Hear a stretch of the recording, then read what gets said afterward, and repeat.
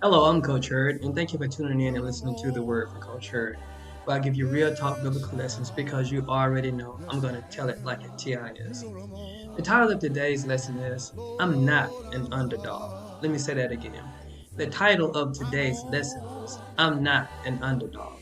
And the lesson is coming from Romans chapter 8, verse 31. And the Holy Spirit guided the Apostle Paul to say, what then shall we say to these things? If God is for us, who can be against us?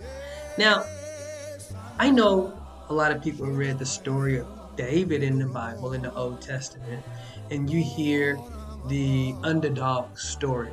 But I'm saying that you're looking at that through the wrong lens. You're putting the emphasis on the man David instead of putting the emphasis on the God, which is our Father. So I have a question. How can I be an underdog if God is on my side? Look, listen to the text. If God is for us, who can be against us? So when I go into battle, my mind is already on victory because one thing I know, the battle is the Lord's. It's not even mine. So no matter what issue I'm dealing with, if you want to call that issue a battle, that's the Lord's. I'm going to give it to him, let him do what he will. And if he's going to pull me through, he's going to pull me through. If he's going to take me through another direction, he's going to take me to another direction. That's his providence. But I'm never, ever an underdog. When I'm competing in sports, I don't ever view my team as an underdog because I am a servant of God. And if God is on my side, who can be against me? I don't care what it is that I am battling through. God on my side, I'm never an underdog. Go back to the story of David. Look at this. Now, he's fighting an unusually tall guy who is overweight. That's a giant. That's really what it boils down to. So you're trying to tell me that an unusually tall guy who's overweight is more powerful than God. So David is going into a battle, this man with God on his side, and he's an underdog?